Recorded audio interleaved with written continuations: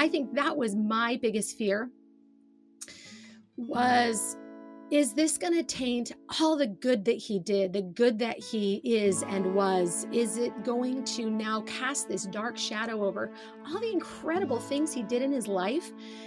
And that is the tragedy of this type of death, is that there is this different shadow about it. Hello, and welcome to Grief, Gratitude, and the Gray in Between podcast. This podcast is about exploring the grief that occurs at different times in our lives in which we have had major changes and transitions that literally shake us to the core and make us experience grief. I created this podcast for people to feel a little less hopeless and alone in their own grief process as they hear the stories of others who have had similar journeys. I'm Kendra Rinaldi, your host. Now, let's dive right into today's episode. Well, hello to everyone listening today. Thank you for joining us this morning, afternoon, evening, whatever time it is you are listening. For us, it happens to be morning. My guest today is actually hiding in her closet to record because everybody's sleeping in her house because we're in two different time zones here. So my guest today is my friend Amber Onstine, and she is a mom of four, an entrepreneur, a wife, a daughter, a sister, and friend to many. We happened to meet. We met briefly through the health and wellness company we're both partnered with, but we actually met was at a women's event called the Bliss Project. And it was in California, and an amazing event. So that's when we actually got to chat and connect. And I'm just so excited to have you on, Amber. Amber, are Thank you there? you. Yes, thank Okay. you so much.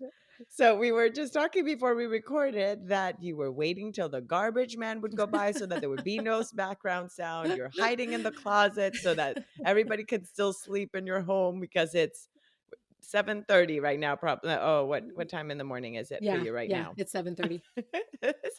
so we are we so we're like, yeah, sneaking in this podcast here to try to not wake anybody up in the family. So I appreciate you taking that time out of your day and carving it out to come on and be able to share your story. Thank you. I am so excited to be here. I'm so glad you are. I'm so glad you accepted this invitation. And I know that when we met at that Bliss Project in California, how many was he? What years was that? 2017? Was that? Do you I think that think, sounds yeah, about I think right? it's been 3 years ago. 3 years ago. Okay. So we chatted briefly, and we had both, had experienced a death in our family. My mom had passed away just a few months before, and we connected actually a little bit about that while we were sitting there. And so when I was going to record this podcast, I was like, oh, Amber's got to be one of the people I interview. So I am, I think we I'm kind of just, dove in head first. I think we didn't even like, "Oh, wait, what's your name? Hold on, let's yes, just dip." you're so right. Yeah. Isn't it so funny? Yeah, you're right. I knew more about that aspect than even knowing Mhm. the where you lived, how many kids you had. Mhm. I knew more about that, which is weird, right? Like how is how sometimes you can get to know somebody so much better by going straight to Mm, some of these really hardy, mhm. meaty, tough moments in life. Um, and even though you may not know the other little, the fluff, the other stuff that happens in Sure. our life. Sure. So yeah, I appreciate you. I think when you can connect to somebody deeply very quickly. And I Mm. think those of us who like to connect at a deeper level, we kind of can spy each other out really quickly. And so then when Like a we sixth sense, a seventh yes, sense. How many? well, Which sense would yes. that be? Seventh? And so then when we do, it often is a really deep dive. And I think because we both had experienced that relatively Yeah, recent. recently, Yeah. for both of us, it Hmm. was pretty fresh. And I think it's always a little bit of a breath of fresh air for those of us who do like to um, express ourselves, that, with some of these things that we go through, to Hmm. have somebody to do that with, because these are very tender, sensitive topics. Absolutely. And when you talk to somebody that relates to it, Mm, even if it's not the same type of loss, there's just a different mhm. understanding. Or you know what I mean? There's an empathy that's already there because the other person has experienced something similar. Yeah, Right? 100%. So there Yeah, so you absolutely. feel like, yeah, you feel a little bit less guarded to be able to share how you feel or the Mm, struggles you've gone through because that other person can empathize with what you're going through. yeah. So how about we dive into that? So what was one of the most recent and more tough grieving experiences that you've gone through in the last years? Yeah, so, when I was thinking about grief in general, I was really thinking that I have an experience to a lot of grief over my lifetime, a lot of loss, death type grief over my Mhm. lifetime. Certainly, all of us who are parents and human beings have other types of grief for sure. And I know you cover that on your podcast. But I Yeah. would say that I really have experienced a lot from a pretty young age when I go back and think. But the more recent was the death of my brother Chris. So he and I are just right around 2 years apart, 2.5 years apart. And so that's been the most recent. And that's the one that, yeah, when we met in 2017, that he's who had passed away just recently when we met. Um, and would you say that? So, would you like to share with the listeners? Was it a sudden death? Was it something that you guys had prepared for? What were the circumstances around his passing?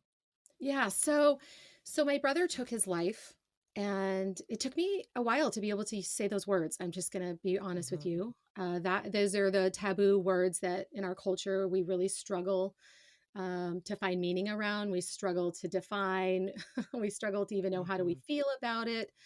Um, yeah, so I'll just give you a little bit of backstory if I could take you back to that day Absolutely, because that really absolutely. helps me to kind of remember some of the things. But and my brother's passing in this way was not my first experience. I will say that with somebody taking their Hmm. life.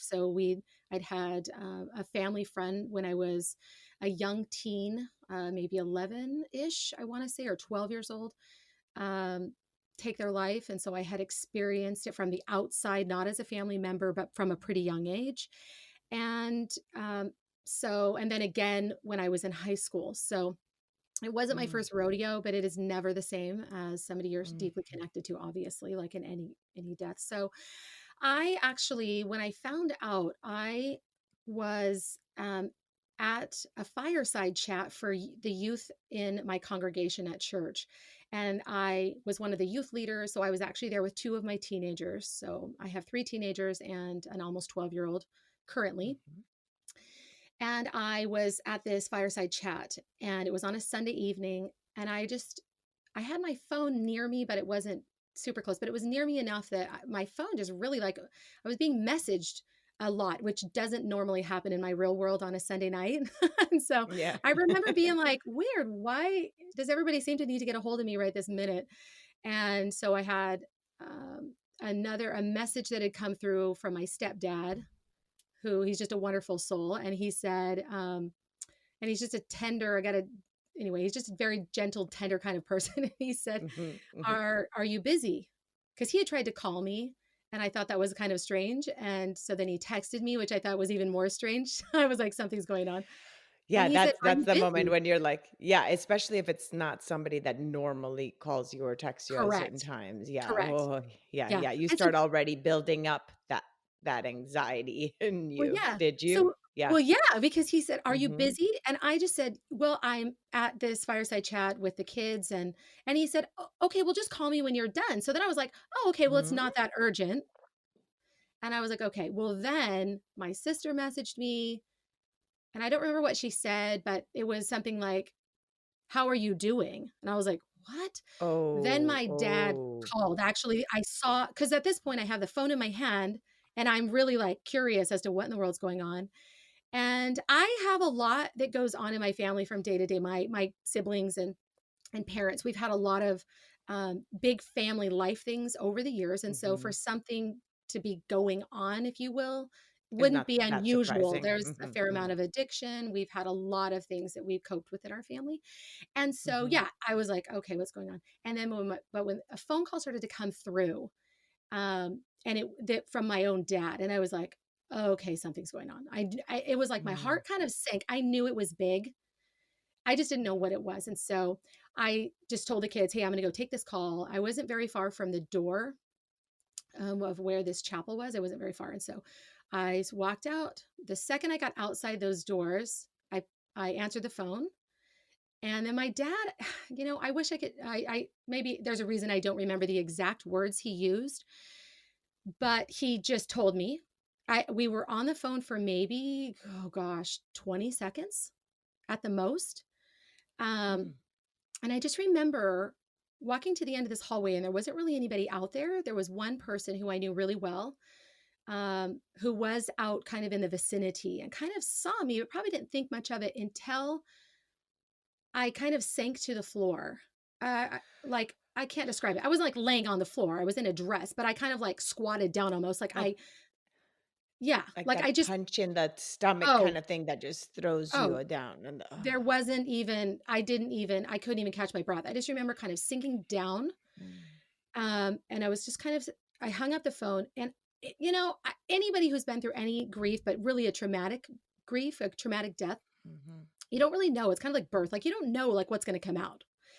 And we'll talk about that as we go forward. But that was the first moment mhm, where I don't know if I cried right away. I know I let out some kind of a noise. I don't know what, enough that this person kind of came over to me, and he wasn't a stranger, but wasn't like a super close, you know what I'm saying? It wasn't like a family mhm, member. mhm. And here, Yeah, this is yeah. the first person that I'm gonna deliver this news to. Yeah. And bless his heart. I mean, you could tell he was just trying to kind of console me, but like, what do you say, right? So there were some Mhm, steps outside this door. I was kind of near a door kind of. And so there were some steps out there, and it was dark, right? It was nighttime. And so I was sitting on these steps with this news kind of. He was there for a minute, and then eventually I kind of gave him permission to leave because I knew he didn't really know what to say, and I didn't really want anything said in that moment. And I was mhm. just in this like shock You're still moment. processing it. Yeah, you're still even just processing what you've Yeah. just heard. Yeah. So I'm sitting here on the steps and just clearly crying, completely shocked, like, don't even know what to think. And I feel like up until this point in my life, I've been through a lot. I've seen a lot, I've Mhm, experienced a lot. Um, and because of the nature of some of the dynamics of my family, this wasn't something I'd never thought about. It wasn't like I'd mm, never thought like somebody in my family could take their life, or could die. These are things that I'd actually thought about often enough, but nobody, it's just like birth, right? Nobody is ever mm, prepared for those moments. And so, mhm. I think there was maybe 30 minutes left of this fireside chat. And there's like 100 youth there. It wasn't like, a few of us. There was a lot of Oh. people there.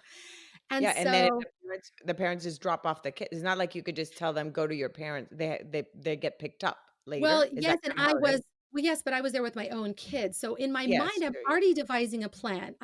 This is so interesting how as parents, Um, it's kind of like when you have an accident, everything slows down. I felt like go. everything slowed down, and I'm Yeah. planning, how am I gonna get my children Mm, home and not tell them what has just happened? mm, And, I kind of, in those 30 minutes, I this is a true story, I kind of pulled it together, and my 2 older, they weren't older at the time, right? My son, who's now 17, was 13, and then my daughter was mhm, 14. And so they can't figure, they said, kind of, I'm sure they're asking me like, like, where did you go? mhm. And I don't even remember honestly what I said. I just kind of acted like we were okay. And they got in the car and we went home. I literally got them to bed. My other two were Wow. already in bed. My husband was asleep because he wakes up really early in the morning for work. So he had no idea. And I just sat with this burden for a little bit. And my mom had recently moved to my city. That's the first time I lived close to her in like 20 years ish. And we decided to meet up at my mom's house. And so we did. So we go to my So you mom's. went when everybody's asleep, Uh-huh. everybody's sleeping, you leave the house to your mom's house. Yeah, Yeah. And my that's mom okay. lives a couple of miles from me, so she's very Okay. close. And it was like I'd been holding this thing in for the last, Mm, hour or so. And, it was kind of like I couldn't get the kids to bed quick enough because I really needed to go figure out what in the world just mhm, happened to my world. And so I got over to my mom's house, which was really hard, right? Because it was the first, mhm, like all of us being together and kind of talking about it. And my sweet mom, who has truly endured a lot in her lifetime. I mean, a lot, more than any mother really should with her children in her own life. And I remember my mom said, "What are we going to tell people?" mm, And that really mm, just hung in the air for about 3 milliseconds. And then everybody just kind of was sitting there. And it was a couple of my sisters, my mom and my stepdad and me. And because I have five siblings, but not everybody was there, but most of us were there. And I, I said, we're going to tell people the truth. We're going to tell people the truth. And when I think back, like as a mother and knowing what my own mother has been through, I just think in that moment it was like another way to protect her child. She and my brother were mm, very close. They spoke on the phone. There was a period of time when they probably talked on the phone more than once a day. Um, and she said to me, I think I must have asked her like, well, of course we're going to tell people the truth. And she said, this is when she really kind of started to cry. And she said, I don't want people talking about my son.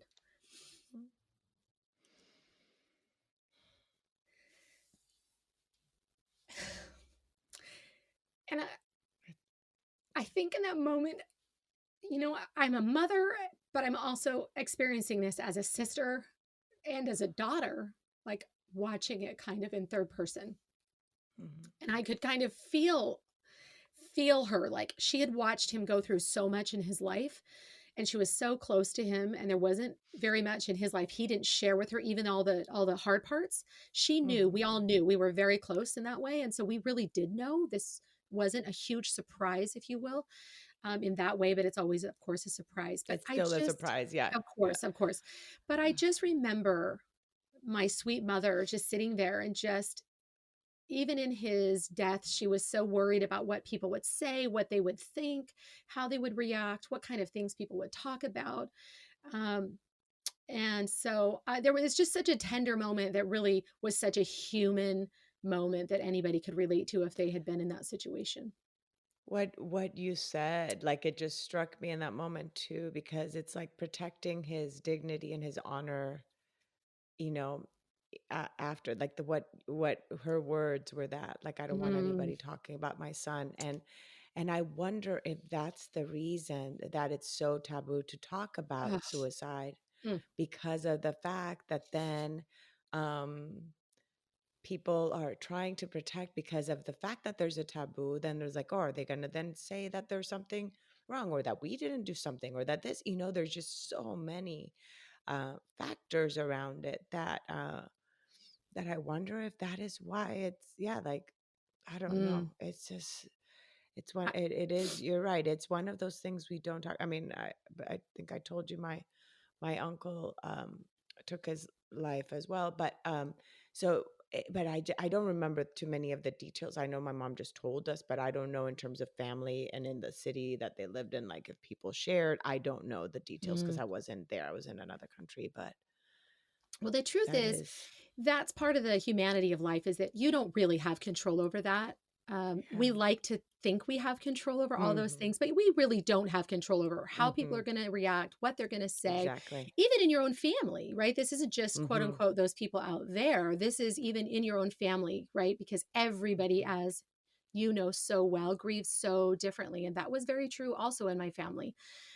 But in that moment, it was just a very human moment. And when I look back on it with some perspective, as I've processed this over the last 4 years, I think about, um, there's a lot of decisions that we make in life that don't end our life, that are really bad decisions, that are hard decisions, Yes. decisions that if we could take back, we would. the difference between those types of decisions and a decision that you could make that could end your life is that you're kind of immortalized in that way. And I think that's the biggest fear, at least let me speak just for myself. I think that was my biggest fear was, is this going to taint all the good that he did, the good that he is and was? Is it going to now cast this dark shadow over all the incredible things he did in his life? And that is the tragedy of this type of death, is that there is this different shadow about it.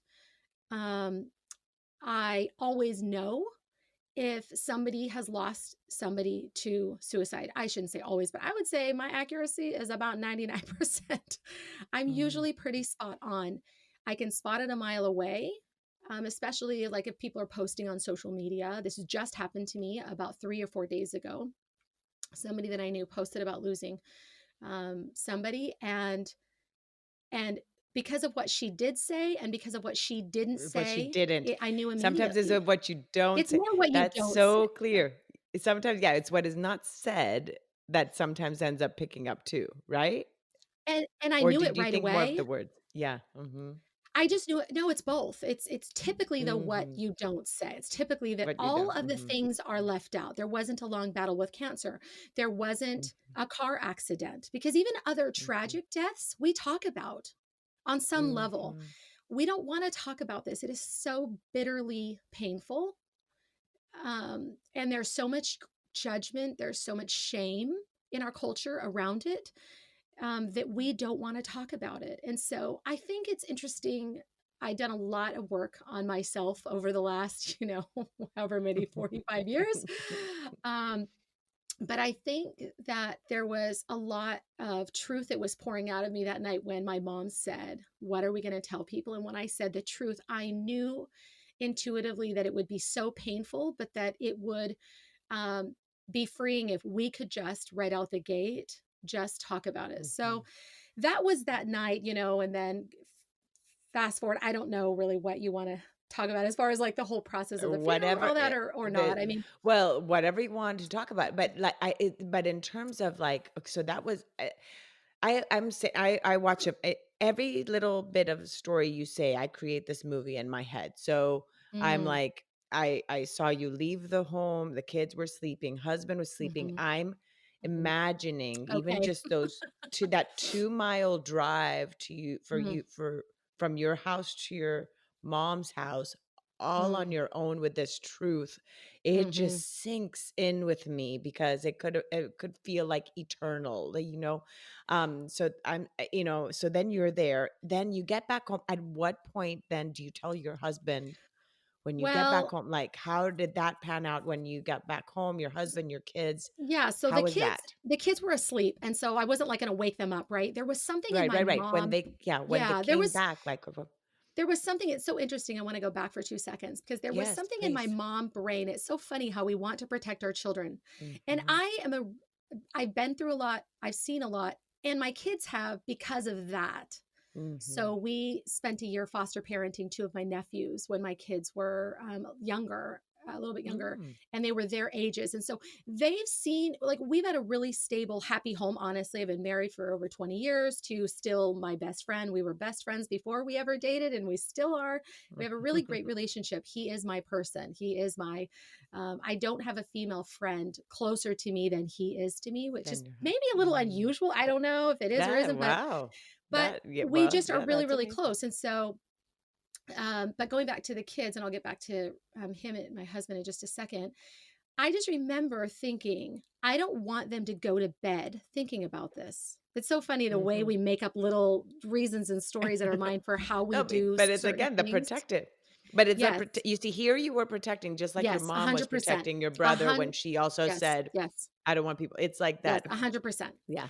Yeah. And so I just kind of, so that was my reasoning. Well, anyway, so Mhm. I eventually, at some point, I want to say it was in the middle of the night, I finally did climb into bed because I was sitting. There's a little bit of a gap, and I don't know where I was. I could have been downstairs just processing, praying. I don't really remember, to be honest with you, that part. I do remember at Mhm. some point climbing into bed It's like a blur. and uncontrollably, just, I could not. Like, my intention was to wait till he woke up to tell him. I didn't want to disturb his sleep. I know that sounds so crazy, Because he was gonna work the but he next wakes day. You're up like, I so don't want, yeah. early in the morning that I just thought, Yeah. I can bear this burden for a few more hours Oh, so he can Amber. sleep. I know, but right? This is the I I was the know, but I'm I here yeah. like I just wanna reach over and Uh, to the Amber and, like, literally, I'm like, if I'm like, wanna go back in time and, like, reach over and hug that Amber that was, like, trying to hold it all together, you know? oh, there's been lots of therapy since, so we could go back to that, Amber, I promise you. In the last get to that. Oh, In the last 4 years, there's been lots of oh, inner wow. child and inner older adult work even, but anyway. Yeah. But at some point, because he's always been my safe place, I crawl into bed and I don't, like, wake him up, but he wakes up from my, like, uncontrollable just sobbing. Mm. And so then I tell him, which of course he loves my brother. We were actually neighbors with my brother for a number of years. When our kids were a little bit younger, we lived in the same cul-de-sac and our front doors literally faced each other. We were that Oh, wow. close on the block. Yeah, my That's brother was insistent that we would be neighbors that's during so that awesome.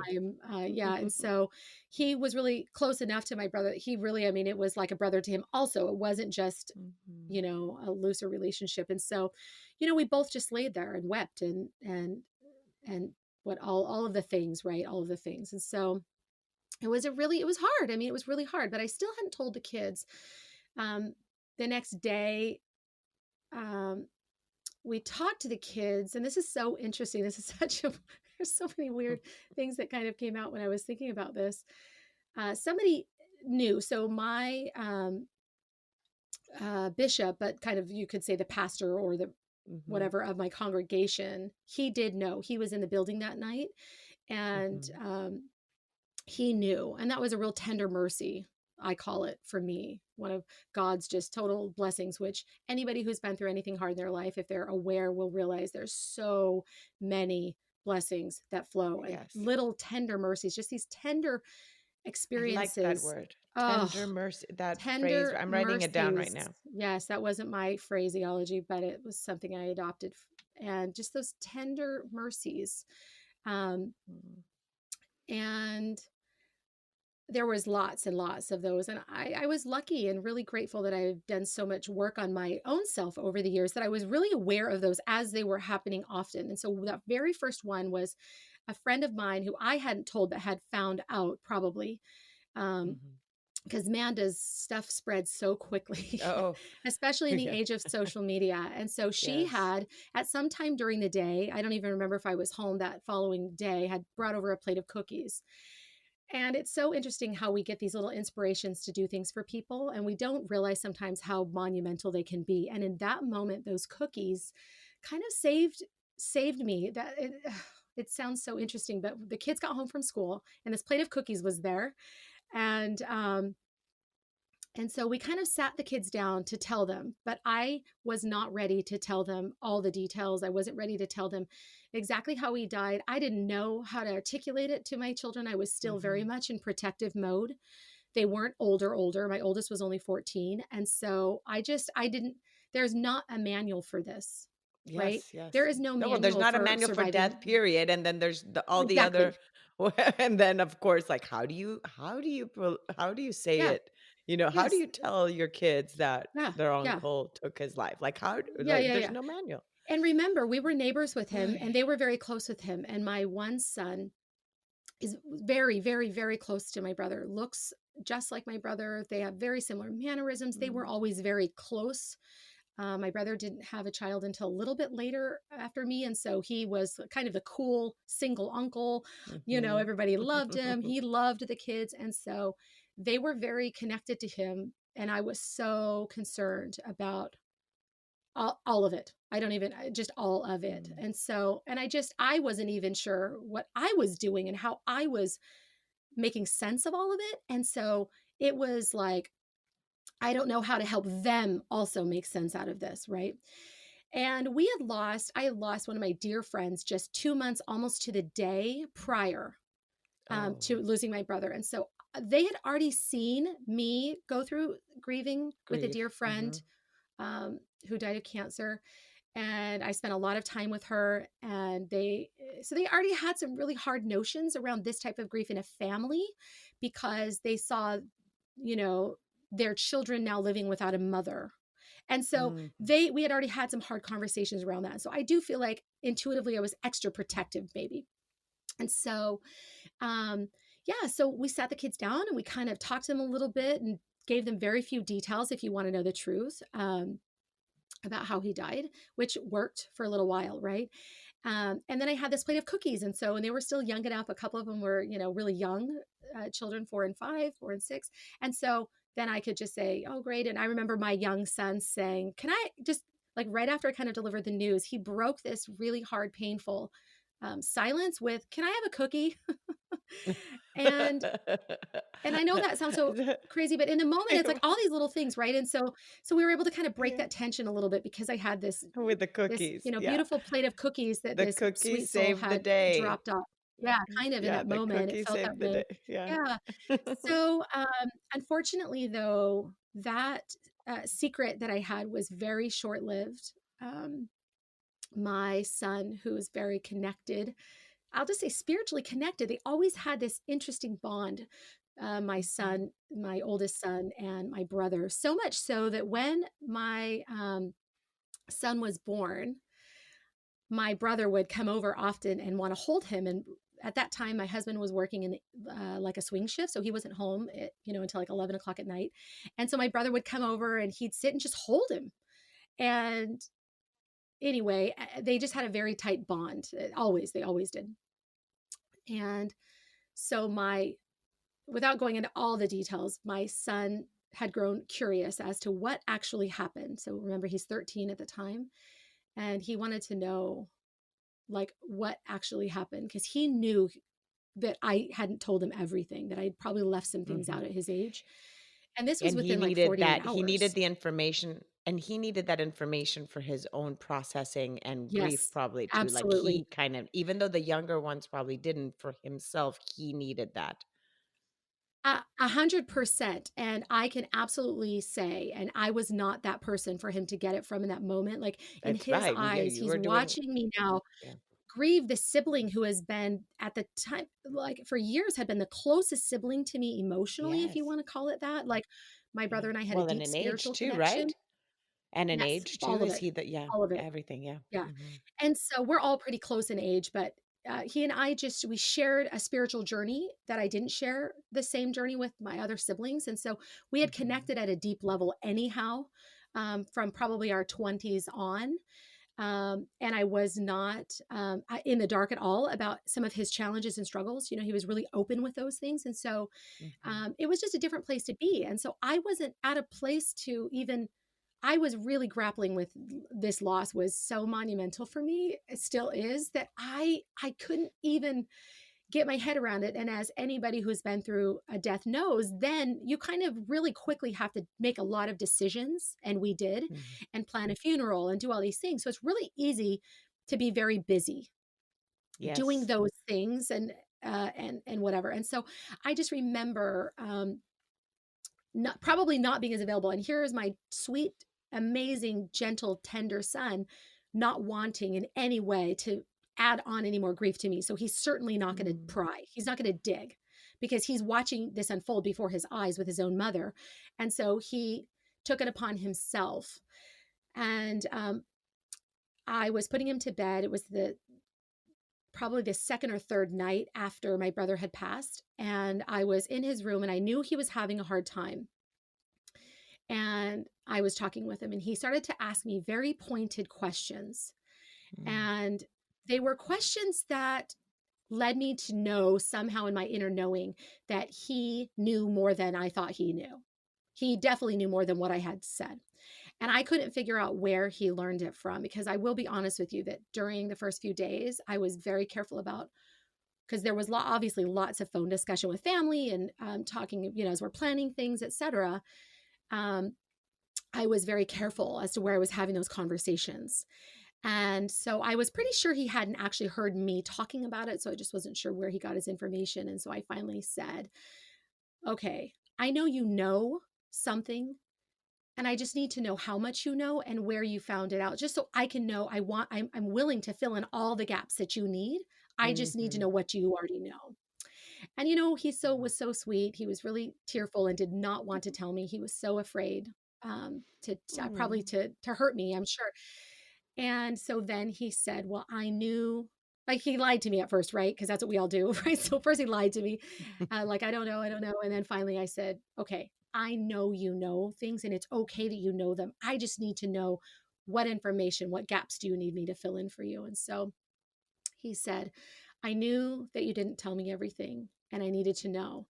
And so I went on the internet and I went searching.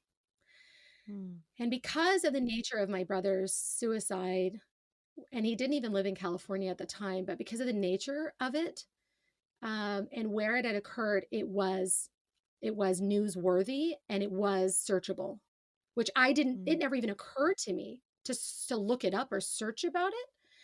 Maybe because I didn't grow up with the internet era, right? So it Yeah, it like our wasn't my. kids, yeah. Yeah, like, my first thing wasn't, "Let me go Google this." Like, I didn't wanna Google it. I knew the details. I didn't need to go look it up, Even deeper, but it right, didn't right. even occur to me that it would be there. It just never occurred to me that it would have been something that would have been on the news or in the news, or which where he lived it was. And that was another tender mercy that I didn't live there. I was so grateful I didn't have to see that played out at all ever in that way. And so, yeah, that was so interesting to me. And so he had looked it up. Well, then, of course, I had to know what he saw so I could know. And that was really hard. That was a hard thing to do, was to actually give myself permission to search it so I could see what he To read. saw. And Because that then was that means you're devastating. seeing somebody else, yeah, because 'cause you're reading somebody else's story about what happened Yes. to somebody that you are close to, and it's like Yes. a Yes. third perspective, point of view perspective Mhm. writing of what happened Well, of and it was something a. that's so close to you. Yes, because you're seeing it. I'm sure this is true for all news when people have anything tragic Yeah. happen, where you're seeing it from a very clinical, like, here's just what happened. And I'm Yes. feeling it from every fiber Emotion, of my yes. being, every emotion, every heartache, every good thing. Like, it's all of it. It was Yeah. all of the things. And trying to make sense out of it, because in our culture, we're like, well, suicide is for those people that do that Mm, thing, mhm. as opposed to, like, no, this is like my amazing brother Yes. who wanted so desperately for us to be neighbors that he helped us with our down payment on a home we were really not ready for at the time. We told him Mhm. when he talked about these new homes being built. This was obviously years and years ago now, but we said we're not quite ready. Like, we're paying off some student loans and we were doing some things. And he said to me, "How much money would you need to be able to get into this house?" Mm. And anyway, so I mean, He had so a this is huge what giving they're this heart, is the yeah. person they're talking about, right?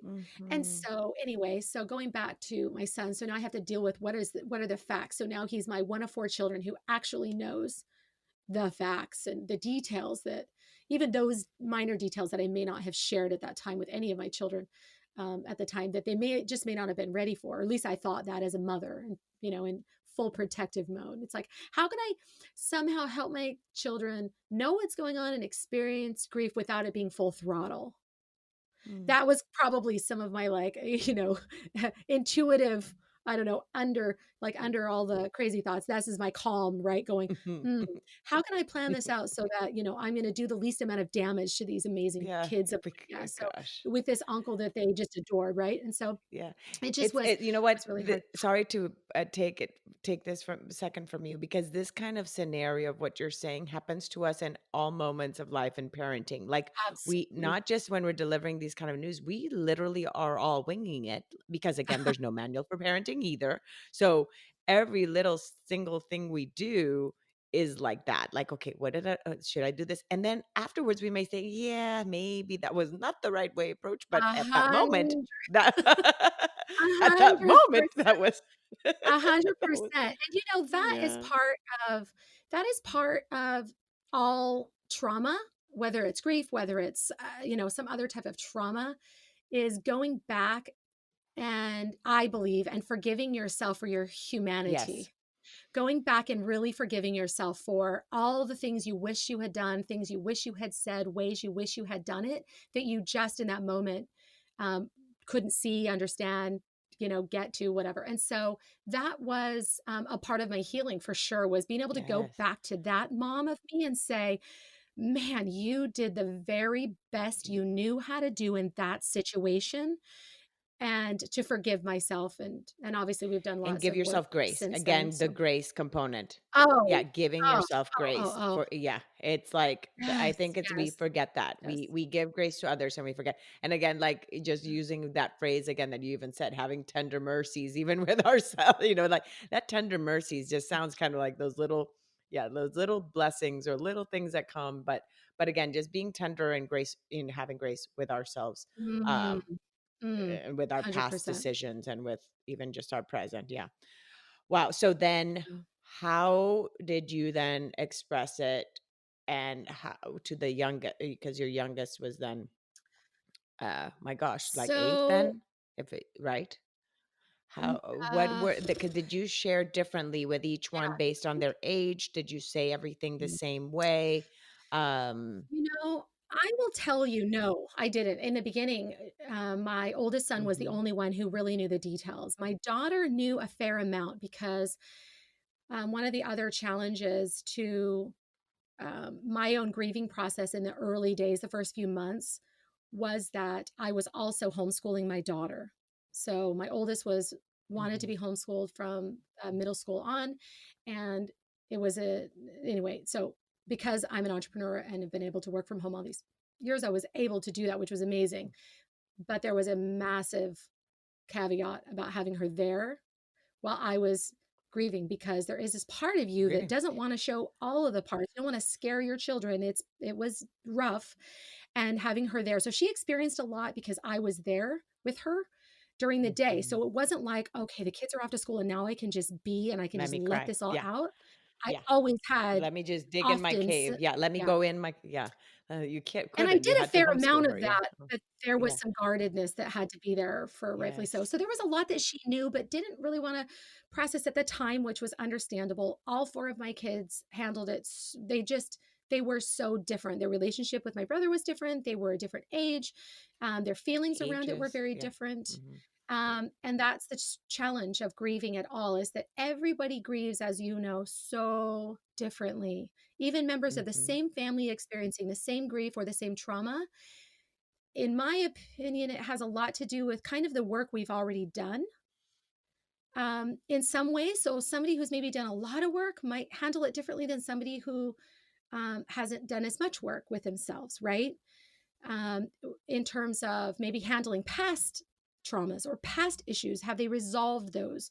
Were they able Mm. to have some healing around those? And I feel like, just like anything else, the more unhealed parts we bring to anything, whether that's a relationship, whether that's a grieving, whether that's whatever, then there's a lot to sort out, right? And so I'd always been on a self development path. Honestly, I was this weird, nerdy teenager person that loved self development from the time I was really young. I'm not even joking. It's like so weird when I Mhm. think about my own children. If they were like me, I would think that was probably a little You interesting. were But I always listening just to cassette you cassette don't even tapes. know. Oh my gosh. I had the tapes, I had the books. I just loved this idea that I came out of a lot of turmoil, right? As a child and a teenager, and then into my young adulthood with my family. And so I just always loved this idea that I could do it differently. I love this idea that I Mm. could become better. I love this idea that I could help other people do that also, that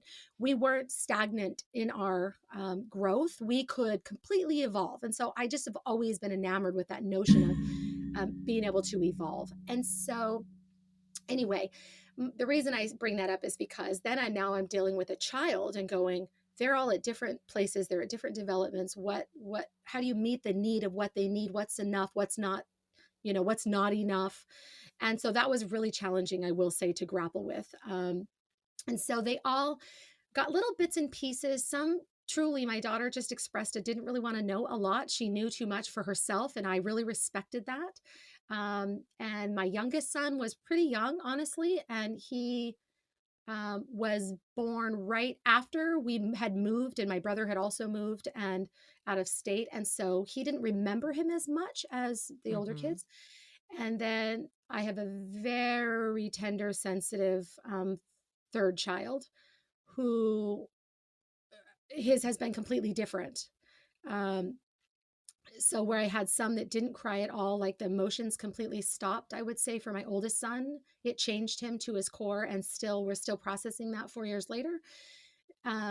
Whereas my number three, my second son, Mhm. he fell apart and just emotionally, just absolutely every time we bring it up, he can't not cry about it even still. And Mm. so, they're all just so different. And I think that's the challenge, Yes. right? Is as a parent, an adult navigating grief with a family member, whether it's in the home or out of the home, then it's like this, you're living in parallel universes of I'm supposed to deal with my own grief and help my children navigate theirs.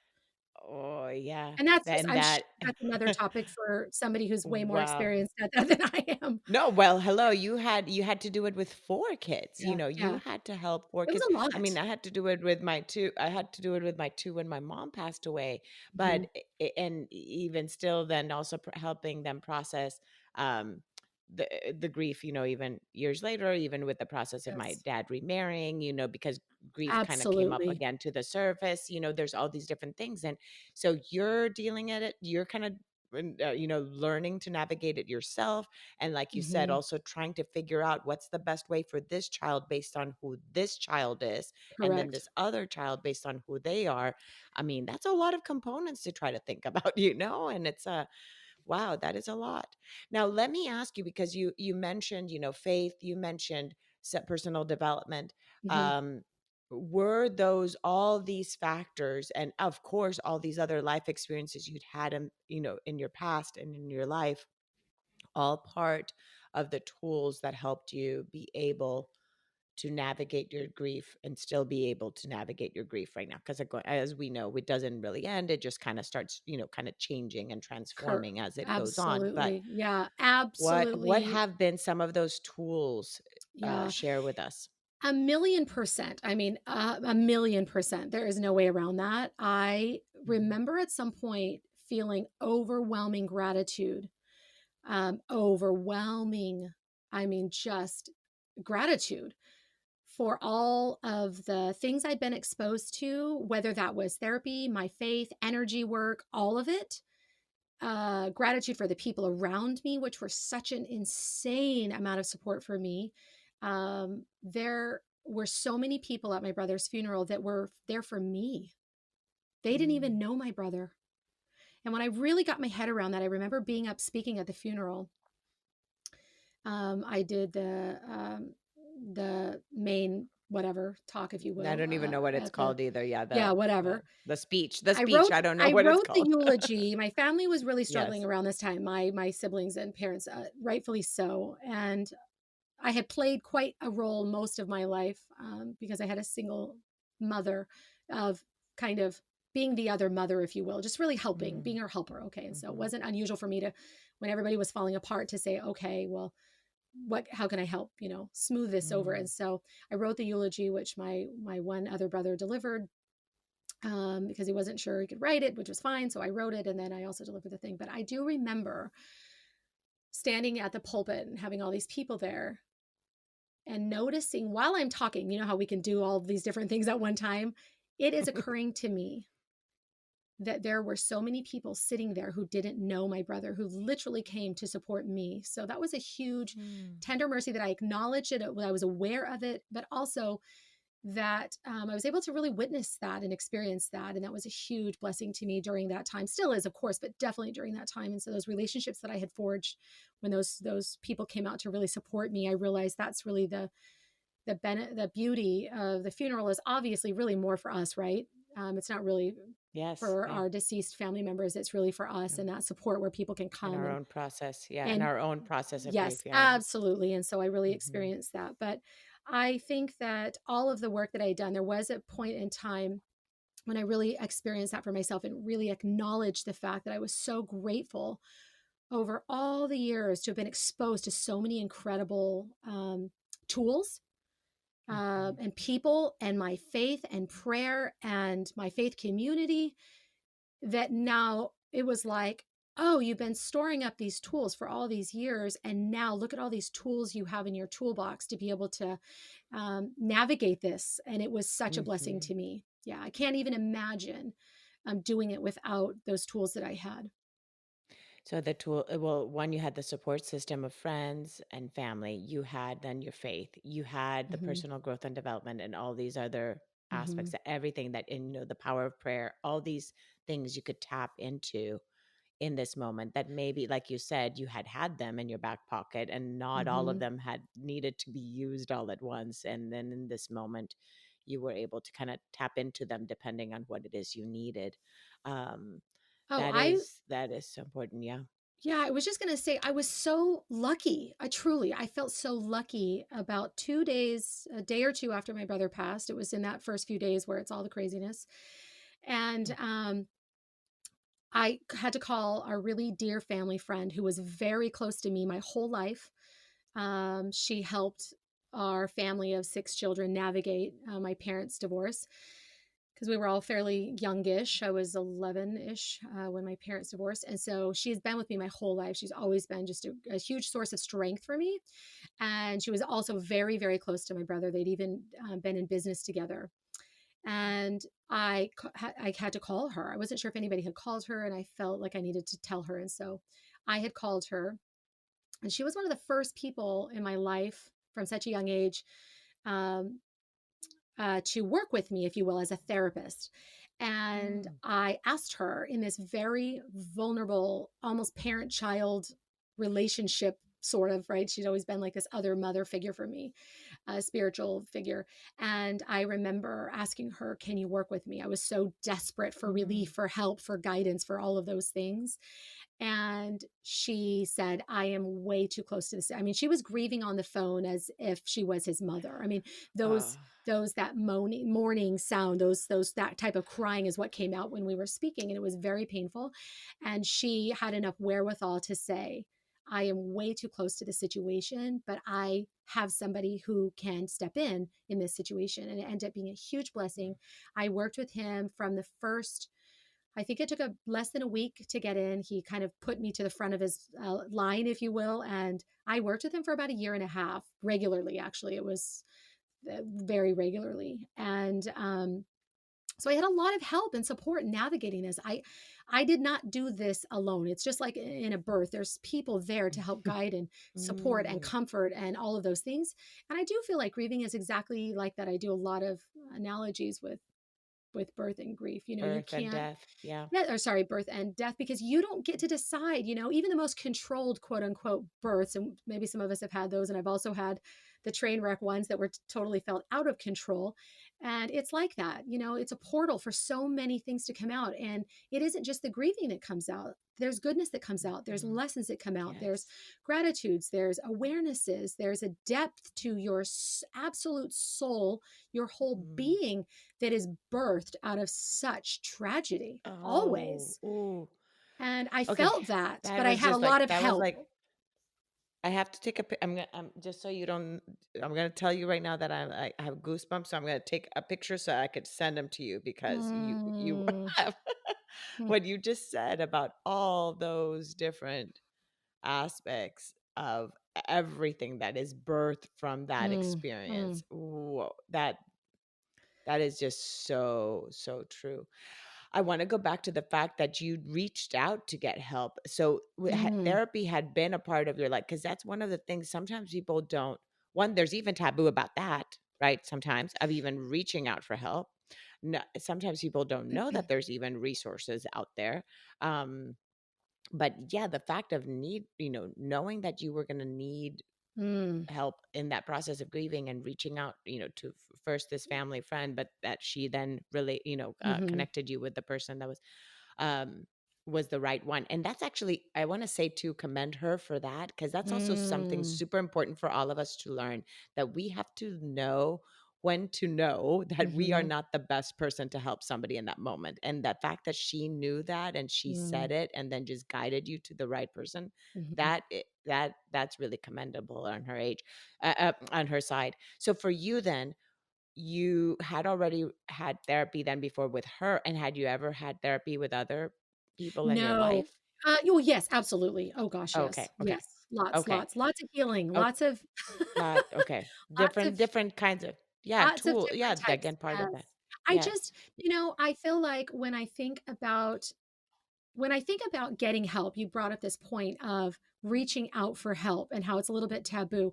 And isn't it so interesting, the narratives we put on certain things, but not others? So, for Mhm. example, if I'm If you getting have a ready to headache. yes, but if I'm getting ready to have a baby, so I liken it to this: if I'm getting ready to have a baby, which is this amazing, beautiful, joyful experience, or can be, right? You don't expect me to go out into the wilderness by myself and go through this entire process. It is culturally would be unacceptable and cruel to do that. And yet, somehow, sometimes within ourselves, we take it upon ourselves to do those types of things and to not invite people in, because the hardest part about grief isn't just um, the help necessarily itself, because those people, they want to help, they don't know how often. And How? so it's almost like we have to invite them in and say, hey, I need this, like I need help, I don't know how to do this, I need your help. And it's almost is it okay if I even say it's almost our obligation to not abandon ourselves Mm. and say, I need you to come to me, because they want to come, but they don't know how. Like, let's They say just don't know friends or how. family, Yes. they don't know how. And it's okay for us to guide them and say, here's what I need from you. Just like if you got your quote unquote, nowadays, we didn't really have this when I was having kids, but your birthing team and your birthing plan, and you have all of these things around you and you're making preparations, but we don't necessarily view it like that. One, it's vulnerable, but Mhm. so is giving birth to a baby is a very vulnerable place to Yes. be. You're And right. birth and grief and death is also an incredibly vulnerable. We don't know what's going to come out. We don't know what's going to come up to be healed. We don't know. We can't control it.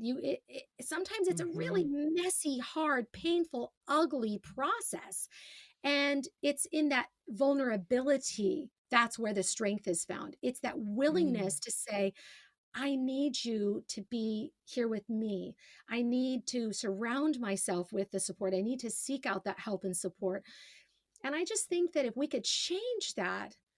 um, if we could change that, maybe that narrative around, or that paradigm around death, oh my gosh, if there was ever a time to get a support system around you, it's now. If there was ever a Yes. time Yeah. to dive into maybe some of the shadowy things inside of us, it's now. Like, let's take Mhm. this opportunity and really dig in. And I think that is the beauty, that's the gratitude, that is the beauty that is born out of tragedy, in my opinion, is Mm.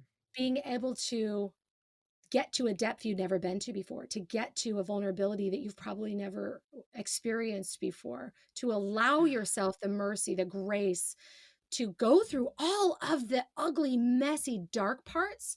Because I promise you, if you're willing to do the work, the light on the other side and during is the most beautiful light you could ever witness in your life, just like birth.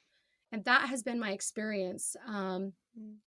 There was a point of time, about 90-ish days, I don't know exactly, I'd have to go back into my journal and look, but where I just kind of had this feeling of like, Amber, there is enough pain and trauma of a lifetime that you could be in this grief forever. Something occurred to me. There was something that just dawned on me. And I just had this feeling of like, you could stay here forever. Like, there would be a million reasons and valid And good reasons to excuses. never And move good forward. excuses. Yeah. Yes. It just, Yeah. for some reason, it just occurred to me. And maybe it's because I've had Mhm. this affinity for growing most of my life, that this kind of occurred to me.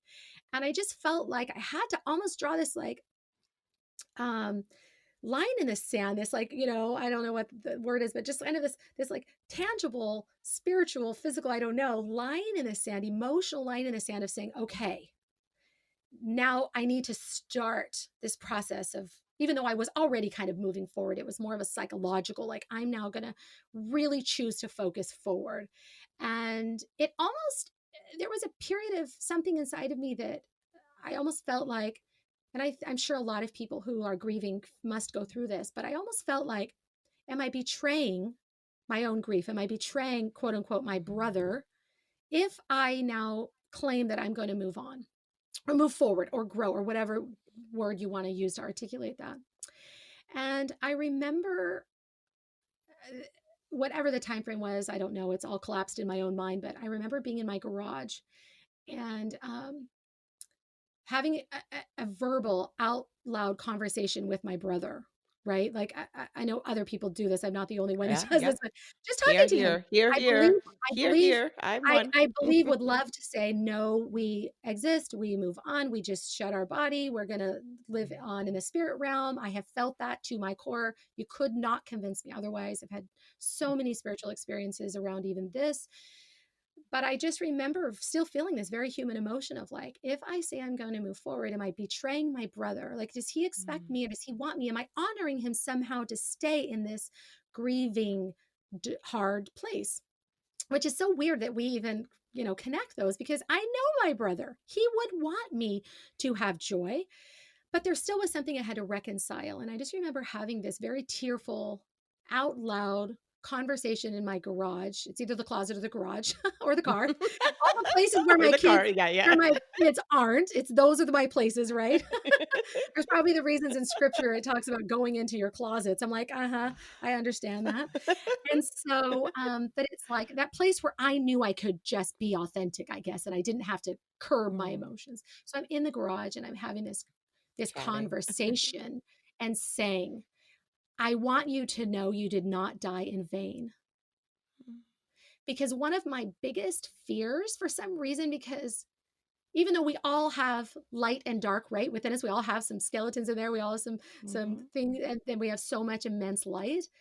I was just so worried somehow that he, because of the immortalization of a suicide, that this is now your final stamping, that he was just going to feel like this was all in vain. Like, look what I did. I caused all this pain. I've done all these things, and like mm, people are never going to get over it. And I just felt like I maybe needed a little permission and I needed to share with him what was on my heart in that moment. And for me, I just had to do it out loud, I guess. And so I just said to him, I want you to know you did not die in vain. Like this experience has cracked me wide open. It is raw. And I'm so grateful that it is because the person mm, that is being born out of this hard tragedy is such a gift to me. mm, And there was something in me that knew that there was so much strength that was going to come out of this.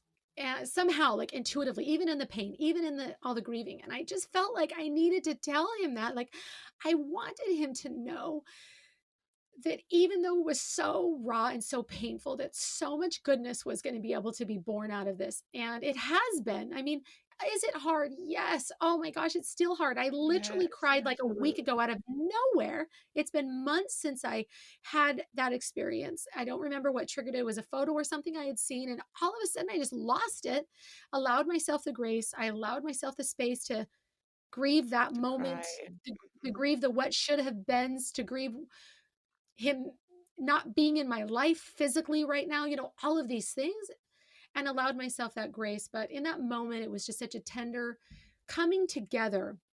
It was such a culmination of all the help I'd received, all the support I'd received in my life, all the modalities I'd used, whether it was meditation or prayer, my faith community, my relationship to God. It was all of it coming together and using those tools and being able to then express to him like, hey, I need to move forward. I know you'd want me to. I just need to let you know that there is goodness that has come out of this tragedy. And there was just something in me that like needed to express that. And it's been a huge gratitude of mine to even have the awareness in and of itself. Because is there pain? Wow. Yes.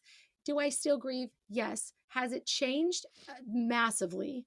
Mhm, But it's also allowed me a depth of my soul that when somebody like this last week, I knew they'd lost somebody to suicide. I was very gentle and just said, hey, I saw that you'd post this. I don't know what happened, but I'm deeply sorry. I've also lost a brother.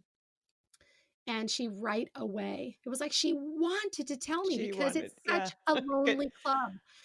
because she knew. Suicide Oh. survivors is such a lonely place to be. It's such a lonely club, and it was like she wanted to tell me because I remembered Mm. feeling that way.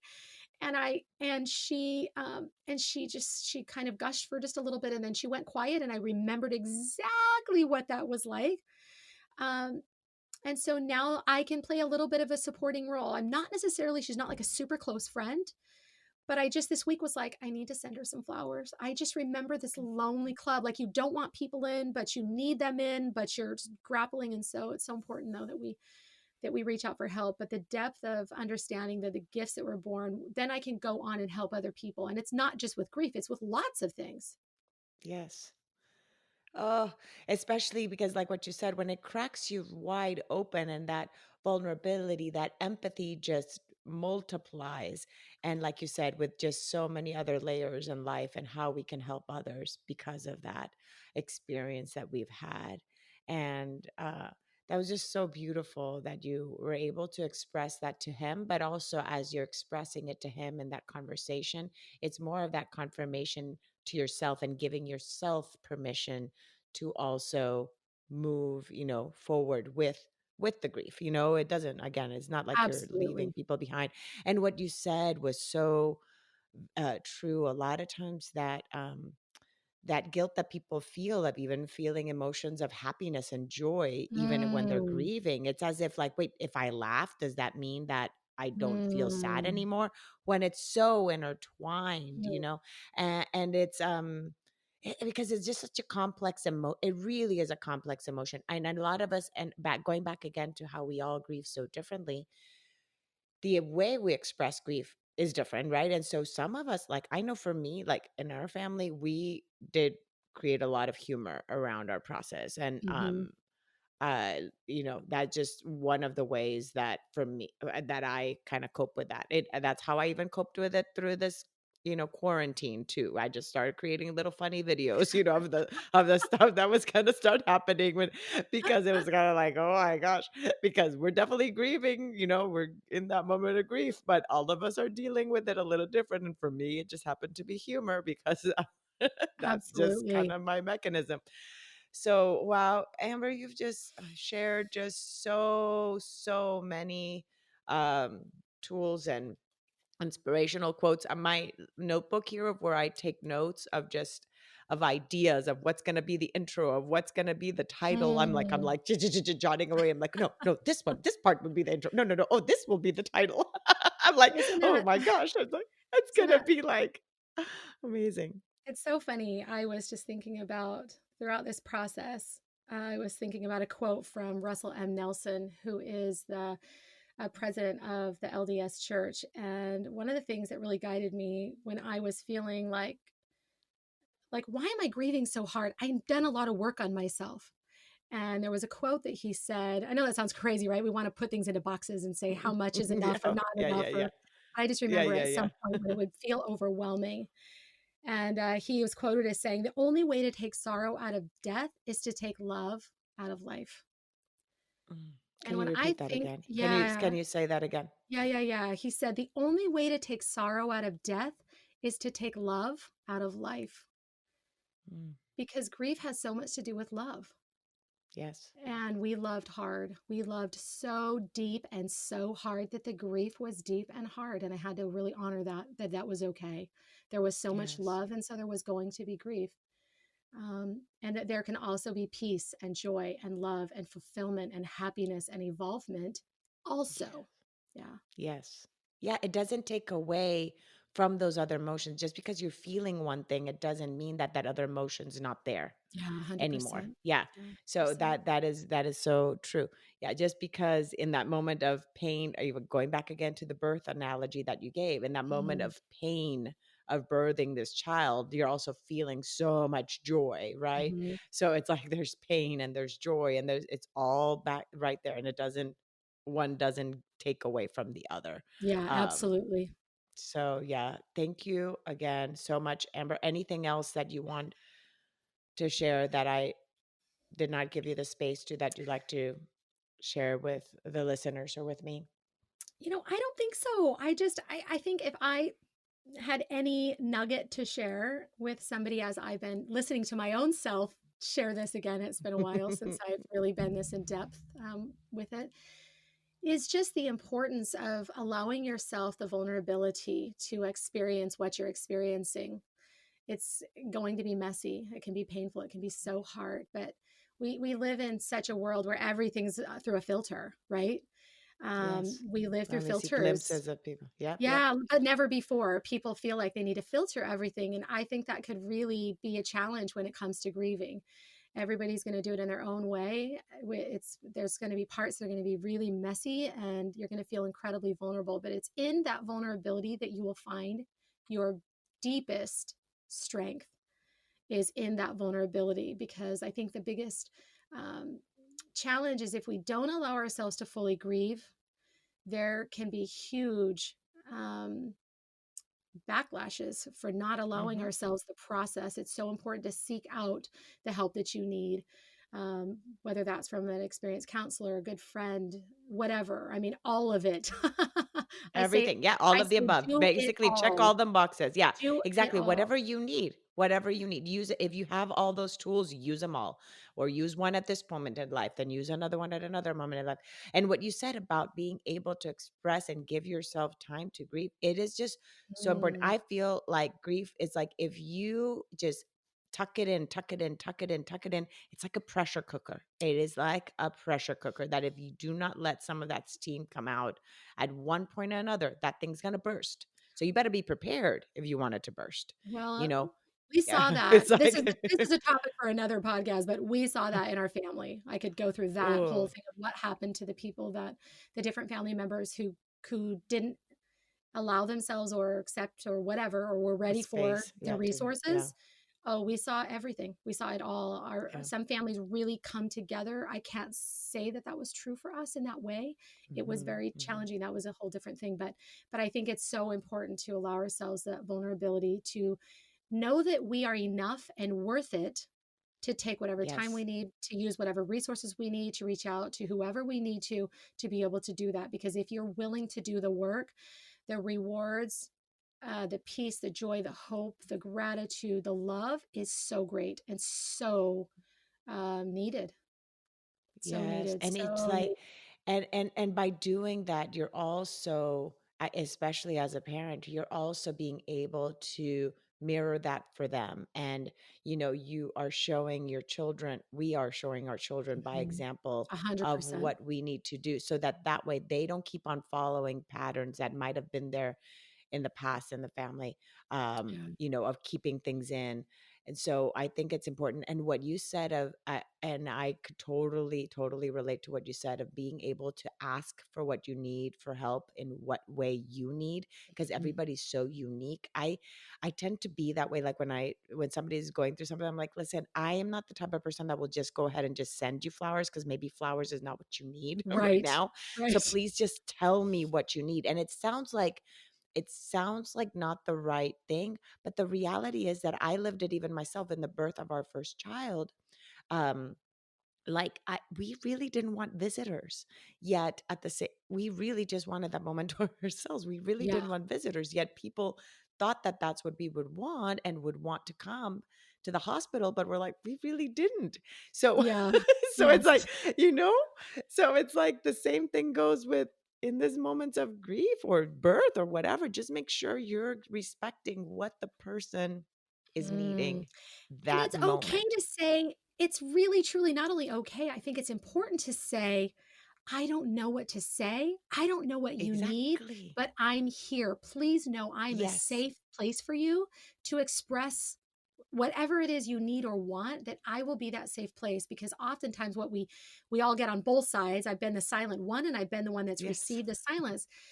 But the Yeah. truth is, if we could all just be evolved enough to say, I love you dearly. I have no idea what you're going through, where you are, but I want you to know I'm here for you. Yes. Whatever you need, please tell me I am your safe place. I will move heaven and earth to help you.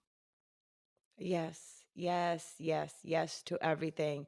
Yeah. Because, yeah. And that also takes vulnerability on our part, right? When we're Hmm. reaching out to be able to help somebody. And also, again, back again to being truthful. We don't have to make up any words Mhm. of condolences when we don't really know even what to say. It's okay to say we do not know what to say and what to do 100%. and how to help that person. It's okay Well, because because, what's again, not sorry. everybody needs the same thing either. Yeah. Yeah, and what's received is the vulnerability. So when I say Yes. to somebody, "I don't know. I am deeply sorry that you're hurting." I would never say I know what that feels like. Even another suicide survivor, I would never say that, Hmm. because I know Hmm. every experience in life in general is just so It's different. unique. Yeah.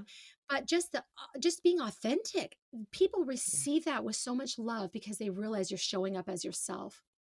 Exactly. Yeah, so No, I had that conversation with the lady that was the hospice nurse for my mom at the mm, episode I recently released, and she was saying that in some cases, in some of the families, when there's been a passing, she just literally, like, there was somebody that she just sat in the living room for 3 hours, just sat there quietly while they all cried. And that they would turn and they would look at her and they'd say, just thank you. There's just her presence there was what mm, they needed. She didn't have any words to say. mm, All they needed was knowing that she was there. So the fact of just reaching out and, again, like you said, showing that vulnerability and telling people, I'm here, just reach out if you need me, and checking in periodically, and doing those kind of reach outs to people. That's I guess us, as having gone through that I guess mm. that we can kind of give that feedback back to our listeners, that Well, that is yeah, it's the something you mourning can with do those when you that don't know mourn. what to do. Well, it's You the mourning with repeat those that that again. mourn. Yes, it's Mourning just like with the those that scriptures mourn. Yeah. say, yeah, just mourning with those that mourn, that we're Mhm. gonna be with those people. And I had plenty of people. I felt very blessed to have plenty of people to stand with me in that mourning process, even though the lonely road is you and you. It's you and God. Mhm. It's you and your inner soul, right? It's you and sorting all that out. So I'm super grateful Yes. for the opportunity to share. I hope it's I am helped so grateful that you somebody. It would shared. be super grateful if it could help one person to just realize they are not alone in their traumatic grieving of anything, but especially of suicide. Thank you so much. And thank you for um, being vulnerable, and that this cracking open experience that you had of your brother's passing has just allowed you also that vulnerability to then be able to share with others and reaching out Mm. to others that are needing it. Thank you so Well, much, thank you Amber. so Thank you. much. Love you, honey. Virtual hug over here Love you too, on this end. sister. Bye, dear. Bye.